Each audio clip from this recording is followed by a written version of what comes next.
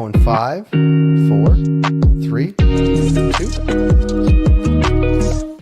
Welcome to Cultivated Live for Tuesday. Oh my goodness, I don't even know what day it is. Tuesday, June 24th. I'm Jay Rosenthal. That's Jeremy Burke. We are pretty good, right? We're co-founders of Cultivated Media. Jeremy's our editor-in-chief. We're here today with Damien Cornwell of the Cannabis Association of New York. Damien, thanks for being here. Oh, it's my pleasure. Thank you for having me. Sorry, I forgot the date before we actually did this, but it's been one of those weeks, and I know it's only Tuesday, so we'll get into it from there. Dan, before we sort of dive into all the things you're up to, give us a little bit of your background, both with the Cannabis Association of New York and your other relationship to cannabis in New York as well.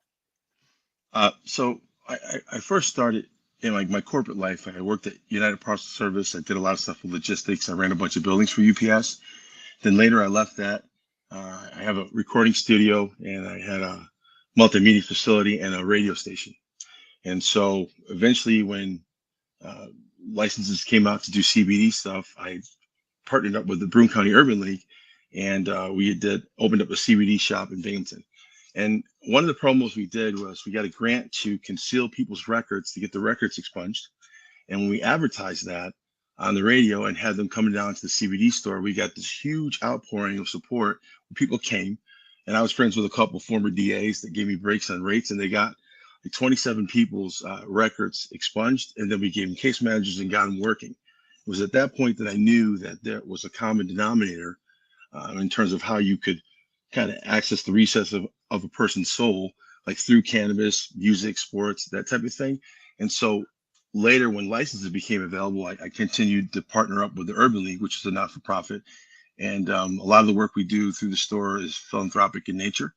And we try to more move experience and commonality amongst our community as opposed to just cannabis as a commodity. And that's what got me in the space. And then with regard to Canny, Canny was exploding, people, make cannabis legal, that type of thing with, but there were no retailers because no retailers existed. Right. And so I ended up being in my personal life, the fourth license and the third store open in the entire state. And it was really fitting because the governor came and all the other leadership from OCM came. And then one thing led into another. As the Lord would have it, I ended up ascending. And then now I became the president of Canny, and I have a slightly different perspective, more of a bigger tent as opposed to one sector versus the other, because my core background was never really cannabis, you guys. It was logistics, business, and more of human services, right? I'm a social entrepreneur, so I don't share the same thirst that people, in one sect of the cannabis industry and try to drive that sect. So my outlook is a little different. That's my story. It's a good story. Damien, you're the president of the Cannabis Association of New York. Could you talk a little bit, as well as an operator yourself, I should say, could you talk a little bit about the organization's priorities, kind of your stances on some of the bigger issues that are going on in the New York cannabis world right now? Sure. So what I would say my stance is personally is that the Cannabis Association of New York, or Canny, should become the first chamber of commerce for Canny. What I've seen in my time as an operator, right, as a logistics guy, is that most of our delays come from attacks within, right? Jay, you need to get up. Jeremy, you're in the way. And now I sue Damien. Everything halts, right?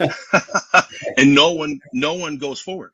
And then the other guy, who's got more money than all of us, destroys New York businesses, right? They invert product then, and then we can't climb. It's like the crab in the barrel mentality, but for everyone. That used to be what they would say for people in the African-American community, right? They were all crabs in the barrel, stepping on each other and then could never get out. I see that like a pandemic in the cannabis community.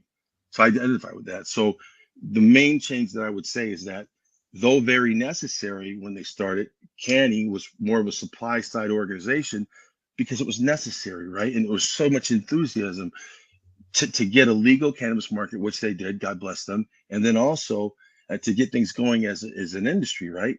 Now that the industry is happening, I see New York becoming more of a retail market just by virtue of the geography and what's happening, right? The logistics experience in me can tell you that. It's like your growth season is extended west. It's not going to happen here. So obviously, what does happen here? everybody wants to buy and everybody has a huge appetite to consume. So that says that you need to balance that and make sure it's not about what we have, but what we can create, right? And you can only do that if you were advocating for the entire industry as a whole. So that's the biggest difference that I see in terms of our direction. The other thing is I think that there should be more of a throughput of information coming into Candy so that we can meet the needs of different people, if that makes sense. We want more input from our constituency as opposed to just what we see on the board level.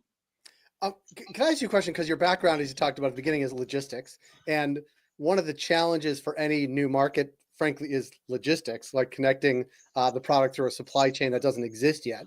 Like out of whole cloth, you have to create a logistics supply chain. And there are some operators that came from other parts of the economy that actually seem to have the logistics together and then do really well. There are some that have only been in the cannabis side of things, either growing or selling, and don't actually know the full supply chain or can't get it together the way it exists now. Like, have you seen that improve since your time in? And I guess as a logistics guy at heart, like, has it come far enough to create a robust industry that we're talking about in New York?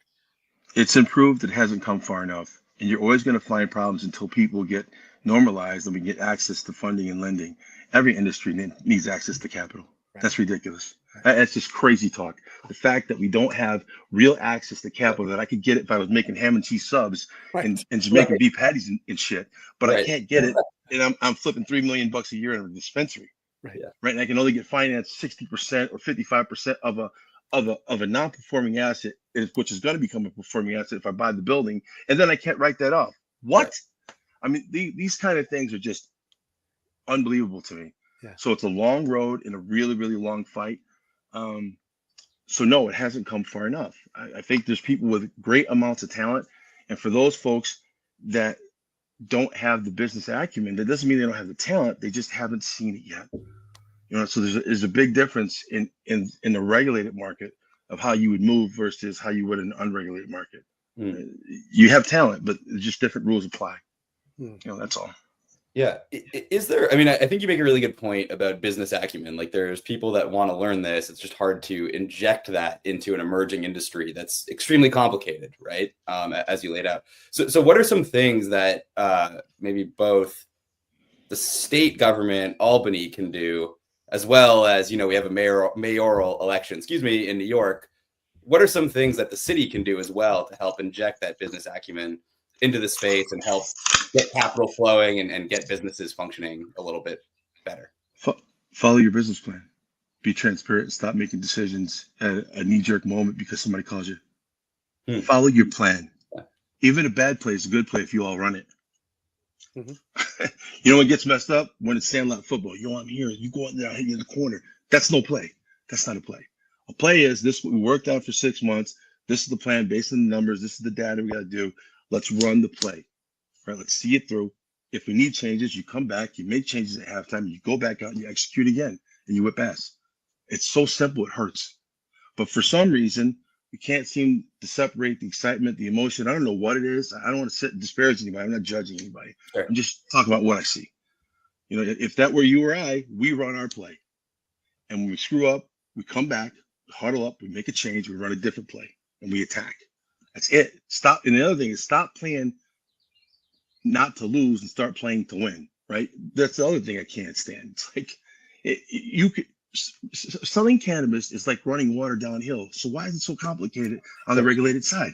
It's like you guys couldn't run a paid toilet with a fistful of quarters. You're shitting me. That's ridiculous, right? It's ridiculous. What is going on around here? And it's disparaging because everybody, both on the state side and the office side, comes to work to do it right, and they come to work because they have a passion for it. Somewhere, I don't know if it's people get territorial or there's a hubris issue. I'm not really sure what it is, you know, but it shouldn't be this difficult, man. It really shouldn't be. Yeah. So those are the things I see. That's what you'd have to do if you really wanted to clean it up. You just have to go back to John talks about it. I pronounce his name Kagia. I don't know if it's Kagia. I apologize to John for that. But John, I'm a fan of him. He's talked about stuff like this a number of times. And I've seen some of the things he said not be embraced in public, and I don't understand why. When it's just data, that's not personal. That's as clean as it comes. These are the numbers, and this is what we saw in other states. I mean, that's crazy. That's like listening to the Holy Ghost if you were a Christian. Right. It's like the Lord reached out and spoke to me. Yeah, that's data. It can't be that hard, you know. But for some reason, some of the things that those guys have said hasn't been heeded. I can't understand it. Breaks my heart. Yeah. Go ahead, Jay. I was gonna say, like, in spite of all of that and the history, the challenging of the rollout, the industry sort of being a circular firing zone at some point, like the industry has grown dramatically, right? Like, I think that's the other part, right? Like, it is $1 billion market. Maybe it hasn't grown as fast as other markets, and maybe it's not growing as fast as some others now, but at some point the industry has taken off. I mean, retail, I don't know if it's caught up with full demand, but there's a lot of retailers now in New York. There's a lot of growers, a lot of processors, a lot of brands. The brands change all the time. So it shows there is some dynamism in the market. And I don't know if it ever reaches like a steady state, but like, is next year, like, do you see the same rapid pace of change, growth? I don't know, regulatory updates? Like, are you optimistic that things change faster moving forward and that the industry continues to grow? Or are there some really stubborn things that are sort of standing in the way that if tomorrow someone at the OCM or the state of New York said, you know, we are doing away with this thing, like, are there some big roadblocks that could change that would make a huge difference? No, I'm wholly optimistic. Okay. And the reason why is because cannabis has survived when it was illegal for decades and decades and decades and decades. And we see this in other, you look at prohibition, you know, you look at how that was back in the day and go to a NASCAR race today. Right. I mean, it's just like, it absolutely cannot be stopped. That's why we're here today. The difference is, what can you do different or better to, in my outlook, make it better for New York businesses, for the people that took the risk that are here now. Yeah. I mean, that's the idea of the MRTA, right? You want to give chance and create wealth and empowerment in our communities and make sure it comes back to our communities, right? So that when we're dead and gone, there's a footprint there and money available to make things better for those towns and those municipalities. That's the idea. I mean, so that's what I'm fighting for. There's no question that it can generate money. There's no question that the market's volatile, and it'll continue to be, in spite of itself, or in spite of bad play calls, right? You know, sometimes talent does beat hard work, right? There's a lot of talent out here. You know what I'm saying? So it's going to move. It'll definitely move. The question is, how much can they run up the score? So I am definitely optimistic. I think that the fight is not so much, like I say, to disparage the state or throw stones, which is sometimes what got us here, but to change the discussion and what can we do different or better to make it better for our folks. That's the discussion we need to be making. And if we can get hubris out of the way, I think we can get there. Yeah. You know, that's the hard part. Yeah. Yeah. Damien, can you talk a little bit about the tension, I think that's the right word to use, that we're seeing between, you know, the big publicly traded cannabis companies, the regulators, and then the small businesses on the other side, right? I mean, we've had Kaylin Castetter on her show, you know, who's talked about the now codified $15 million fee that these MSOs must pay to enter, to convert their medical stores to adult use. We've had Boris Jordan, the Curaleaf founder, on our show, who's sort of taking the other side, saying the fee is too high.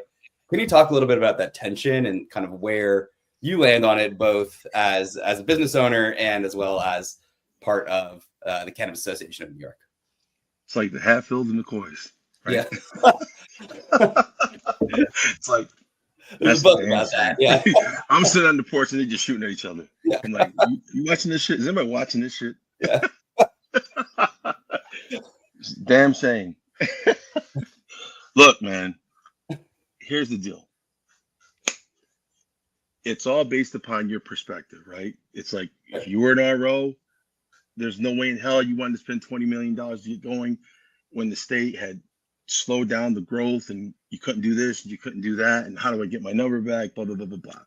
If you're a guy that's from Main Street America, and you poured everything you had into this thing, and the state wasn't open in time, and then you lost the entire crop, and you gave away the barn, your kids' education, all this other stuff, and you tried to get ahead of it, and then you were nursing 2-year-old weed that was all dried out and wouldn't burn right, and had to go through that for the first year into the second year, right? And then you feel that there's undue influence, and these guys can advertise and you can't, and they're vertically integrated and you're not, and they have 100,000 square feet indoor grows and you can't even change your license type. Right. Everybody's shooting at each other, right? It's a huge problem. I don't know if I have an answer for it. If I had an answer, I probably wouldn't be here. Yeah. I'd be running shit. Yeah. I've heard worse ideas, Damien. Yeah. It's tough. I think that, as far as I'm concerned, balance is the key, and the real grower of jobs has to come from the smaller companies, the folks that are in these communities, the smaller growers. And I just think it's because there's a connectivity there, which is really part of the foundation of cannabis. What's the Maya Angelou quote? People will forget about what you said to them, but they'll never forget how you made them feel. And cultivators and local retailers have a way of making people feel a certain way. They don't identify that way with a bigger box store or company.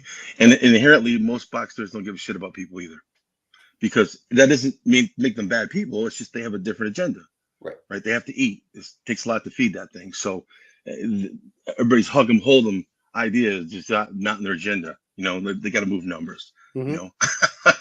So I just think it's all based on perspective. I think that if you really want to see true growth, and you really want this thing to turn around and be what we all expect it, you have to embrace smaller businesses and create more opportunity there. That's the key. That's how you'll really turn around for our state, right? You're not going to do it with 15 guys. They got all the money at the top, and then the disparity of the classes is still like this.